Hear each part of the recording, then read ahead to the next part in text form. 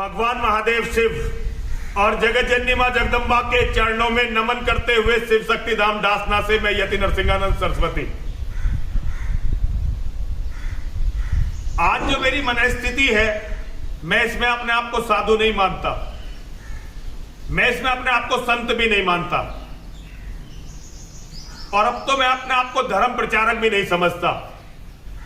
आज जो मेरी मनस्थिति है, मुसलमान जिहादियों ने मानव इतिहास में सबसे ज्यादा कीमत मेरे सर की लगाई है।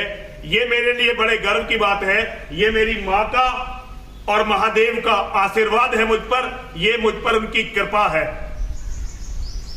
आज मैं केवल इतना चाहता हूं कि मैंने जो अपने जीवन में हिंदू समाज का दान अपने लिए उपयोग किया, मैं हिंदू समाज के दान पर पिछले 23 सालों से जीवित हूं।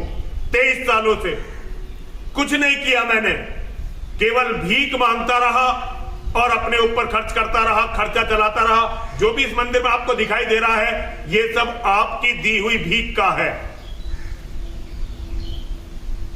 मैं एक बात देखता हूं, गली के जो कुत्ते होते हैं, गली के कुत्ते, जब उन्हें पता चलता है कि इस गली में किसी पर मृत्यु आने वाली होती है, वो रोने लगते हैं। कुत्तों में ये सेंस होती है। कुत्तों को पहले पता चल जाता है कि जिस गली में हम रह रहे हैं, इस गली में यमराज आने वाले हैं और यमराज किसी को ले जाएंगे। कुत्ते पहले ही रोने लगते हैं। बहुत सारे लोग कहते हैं कि ये कुत्ते मनुष्यत फैला रहे हैं। कुत्ते मनुष्यत नहीं फैलाते, बल्कि कुत्ते अपनी वफादारी दुनिया के को दिखाते हैं। वो हर उस व्यक्ति के लिए रोते हैं जिसका दिया हुआ वो खाते हैं। गली के कुत्तों की बात बता रहा हूं मैं, पालतू कुत्तों की बात नहीं बता रहा। पालतू कुत्ते तो वाहियात हो जाते हैं, हरामखोर हो जाते हैं, लेकिन जो गली के कुत्ते होते हैं, गली के कुत्ते गली में रहने वाले हर उस व्यक्ति के लिए रोते हैं जो उन्हें टुकड़ा देते हैं। मैं अपनी तुलना गली के उस कुत्ते से करता हूं जिस कुत्ते ने अपना पूरा जीवन हिंदू समाज के दिए हुए दान पर काटा है, हिंदू समाज के पैसों पर काटा है, हिंदू समाज पर काटा है। यह मेरा अपना आकलन है अपने बारे में। आज मैं ये देख रहा हूं कि हिंदू समाज पर बहुत बुरी तरह विपत्ति आई हुई है, बहुत बुरी तरह विपत्ति आई हुई है। ऐसे में यदि मैं हिंदू समाज को उस विपत्ति के बारे में ना बताऊं, तो आप ये समझिए कि फिर मैं साधु छोड़िए, संत छोड़िए, सन्यासी छोड़िए, मैं तो कुत्तों से भी गया गुजरा हो गया। और मैं अपने जीवन में कुत्तों से गया गुजरा नहीं होना चाहता।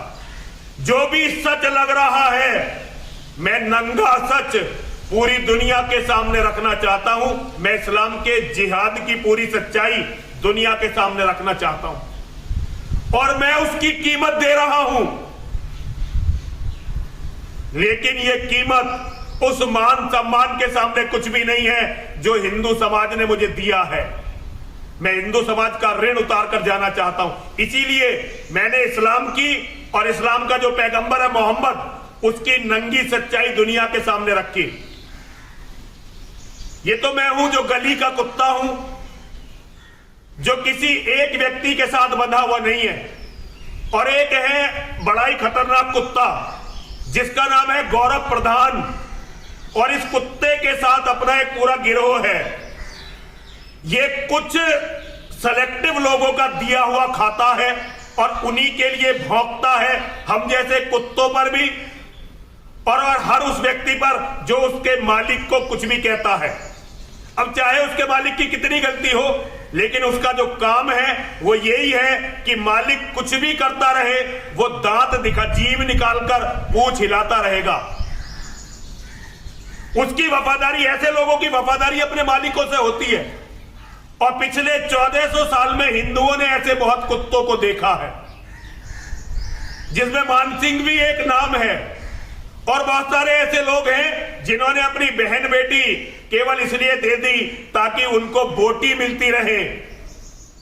तो ये गौरव प्रधान ऐसे लोगों में से एक है। अब ये गौरव प्रधान पड़ गया है मेरे पीछे, और वो इसलिए क्योंकि जो इसके मालिक हैं, वैसे तो ये एक 3rd ग्रेड का ब्लैकमेलर है, आईटी कंपनी चलाता है, ये लोगों को ब्लैकमेल करता है कुछ नेताओं के लिए। मैं इसे अच्छी तरह से जानता हूं। मैं केवल इससे इतना कहना चाहता हूं, हम मरने मारने के लिए खड़े हैं, तू क्यों हमारे पीछे पड़ा हुआ है भाई? तू अपना काम कर। दलाली करने के और बहुत सारे तरीके हैं, तू हमें तो छोड़ दे। और मैं इसलिए नहीं कह रहा कि मैं तेरे से डर गया हूं, मैं गौरव प्रधान तुझे ये इसलिए कह रहा हूं कहीं ऐसा ना हो। मैं तो कुत्ता हूं, मैं तो कुत्ता हूं हिंदू समाज का, लेकिन मेरे शिष्य शेर हैं, शेर। कहीं ऐसा ना हो कि तू शेरों की झपेट में आ जाए। हम हिंदुओं से लड़ना नहीं चाहते, अरे हम तो उन हिंदुओं से भी नहीं लड़ना चाहते जो हिंदुओं के सबसे बड़े गद्दार। तेरे जैसे छोटे मोटे कीड़े मकोड़े की तो कोई औकात ही नहीं है।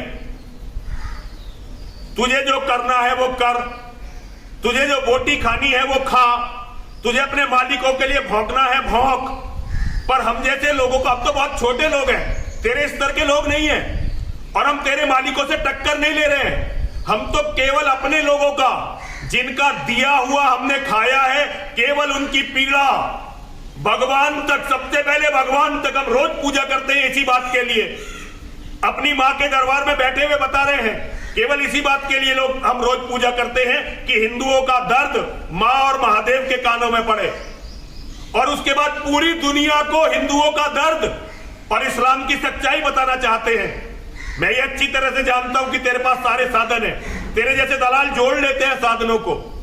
हम लोग बहुत बुरी तरह साधन विहीन हैं, लेकिन हमारा स्वाभिमान, हमारा सम्मान बरकरार है और अंतिम सांस तक रहेगा, और दुनिया हमारी लड़ाई को याद रखेगी।